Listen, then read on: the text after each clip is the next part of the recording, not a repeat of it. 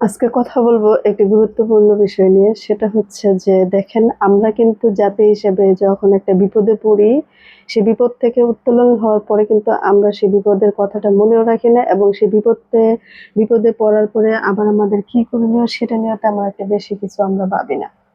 তো আজকে কথা বলবো, দেখুন আমাদের দেশে যখন বা সারা বিশ্বে যখন করোনা ছড়িয়ে পড়েছিল, তখন কিন্তু আমরা অনেকেই প্রতিজ্ঞাবদ্ধ হয়েছিলাম যে এবার বেঁচে গেলে হয়তো বা আর আমাদের ভুল ত্রুটি হবে না, আমরা ভুল ত্রুটি করবো না, এরকম কিছু। কিন্তু দেখেন, যে করোনা চলে গেল আমরা কিন্তু ভুলে গেছি।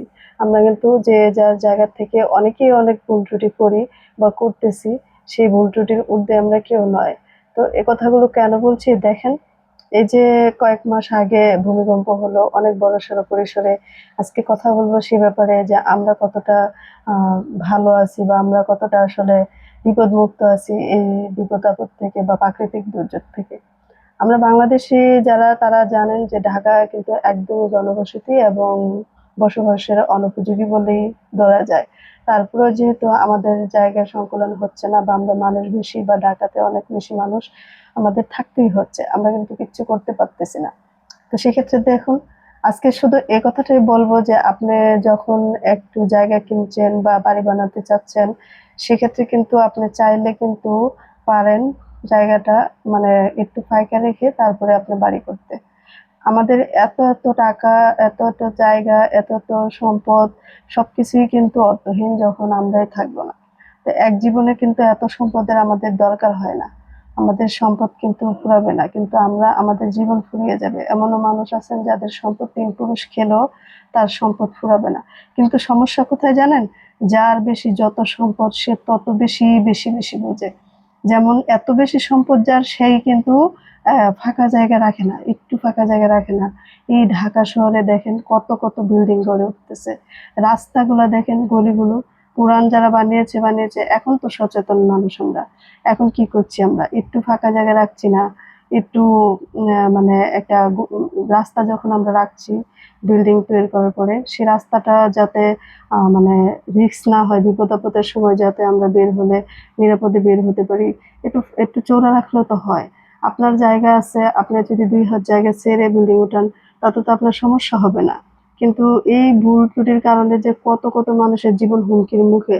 দেখুন ঢাকাটা এখন মানে বসবাস করছে মানুষ হয়তো বা যার যার প্রয়োজনের বাইরে মনে হয় না বেশিরভাগ মানুষই মানে চায় যে না, আমি ঢাকায় থাকবো না বা ঢাকা থেকে চলে যাব, অথবা নিরিবিলি কোথাও গিয়ে একটু শান্তিতে বসবাস করতে চাই। কারণ এই বিল্ডিং এর উপরে বিল্ডিং, এত কিছু, রাস্তাঘাট চিকন, তারপরে নিজেদের নিরাপত্তার কোনো ইয়া নেই। যে দিক দিয়ে বের হবেন, আপনি সকালে বের হচ্ছেন, বিকেলে যে বাসায় নিরাপদে ফিরে আসবেন সেটার কোনো গ্যারান্টি নেই। কারণ নির্মাণাধীন ভবন জায়গায় জায়গায়। আপনি দেখবেন অনেক খবরে আসছে অনেকে যে ভালো ভালো অফিসে বের হয়েছে বা কাজে বের হয়েছে, হয় ম্যানহোলের ভিতরে পড়ে গেছে, না হয় নির্মাণাধীন ভবন থেকে কিছু পড়ে আহত হয়েছে, অনেক ক্ষয়ক্ষতি হয় বা কেউ কেউ মৃত্যুবরণ করে। তো এই সমস্যাগুলো কিন্তু হচ্ছে আমাদের জাস্ট এই ঘনবসতির কারণে। ঘনবসতি হওয়ার পরেও যদি বর্তমানে একটু নজর দিত, যাদের বাড়ি আছে বা যারা নতুন করে বাড়ি করার কথা ভাবতেছেন, তাদের প্রতি একটাই রিকোয়েস্ট যে দেখেন, আপনার বাড়িটা সুন্দর করলে কম জায়গার ভিতরে সুন্দর করে করা যায়। তো একটু চেষ্টা করবেন ফাঁকা জায়গা রেখে, খালি জায়গা রেখে আপনার বিল্ডিংটা তৈরি করার জন্য, যাতে ফাঁকা জায়গায় কয়েকটা গাছ লাগানো যায়, অথবা কোনো বিপদ আপদ আসলে দৌড়ে বের হয়ে যাওয়া যায়। আর সবচেয়ে বড় কথা যে প্রত্যেকটা বাড়িওয়ালাদের এই তাদের বাসার সামনে দিয়ে যে রাস্তাটি যাবে, সেই রাস্তাটি যেন অনেকটাই ফাঁকা এবং চওড়া হয়, সে ব্যাপারে মাথায় রাখা উচিত।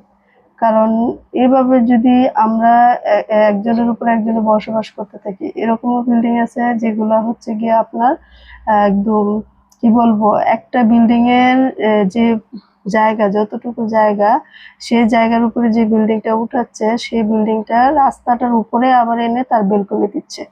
মানে নিচের থেকে তার জায়গাটা একদম সমপরিমাণে সে উঠাচ্ছে, 1 ইঞ্চিও রাখছে না। আবার উপরে উঠানোর পরে একতলার উপর থেকে বা দোতলার উপর থেকে, ম্যাক্সিমাম একতলার উপর থেকে বেলকনিটা দিচ্ছে রাস্তার উপরে। এই ব্যাপারে কি সরকার একটু সচেতন হতে পারে না? এই ব্যাপারে কি আমাদের সরকার একটু দৃষ্টি দিতে পারে না?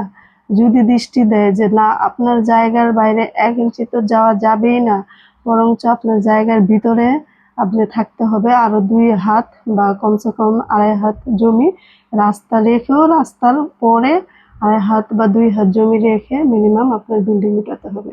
এরকম পরিস্থিতি যদি নজর দিত, এরকম পরিস্থিতিতে আমাদের দেশের সরকার, তাহলে যে নতুন নতুন বিল্ডিং এখনো হচ্ছে, অহরহ হচ্ছে, সেটা ডেভেলপাররা হোক অথবা কোনো মালিকানা বিল্ডিং হোক, উভয় পক্ষে একই আইন করা উচিত যে এই বিল্ডিং গুলো যখন করবে সে নিজের জায়গা থেকে, যদি তার পাশ দিয়ে রাস্তা বয়ে যায়, সে রাস্তা থেকে কমসে কম 2 হাত অথবা 2.5 হাত অথবা 3 হাত ভিতরে উঠাতে হবে। তাহলে তো অন্তত পক্ষে একটা মানুষ বিপদ আপদ হলে রাস্তায় বেরিয়ে স্বস্তির নিঃশ্বাস নিতে পারবে। যে কোনো বিষয়ে একটু ফাঁকা জায়গা থাকলে দেখেন, ঢাকা শহরে এই যে গরম আসলে গরমের দিন থাকার মতো পরিস্থিতি নেই, মানে থাকা যায় না এক কথায়। ও মানে কিছু কয়েক বছরের ভিতরে এমন হবে যে এসি ছাড়া মানুষ থাকতে পারবে না। তো এই এসিও তো মানুষের গরম বাড়িয়ে দেয়, পরিবেশের অনেক ক্ষতি করে। কারণ প্রতিটা বাসায় বাসায় যদি কয়েকটা এসি করে থাকে, সে এসির যে একটা গরম, সেই গরমে কিন্তু ঢাকার আবহাওয়ার তাপমাত্রা কিন্তু আরো বেড়ে যাবে, খুব খারাপ অবস্থা হয়ে যাবে।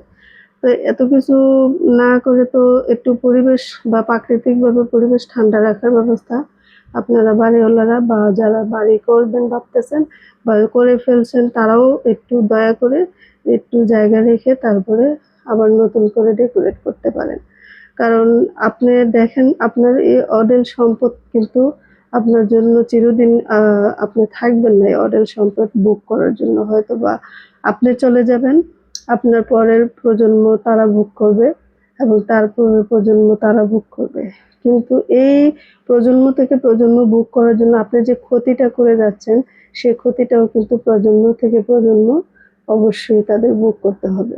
তা আপনি যদি একটু সচেতন হন, আপনার থেকে শিখে আপনার পরের প্রজন্ম আরো সচেতন হবে।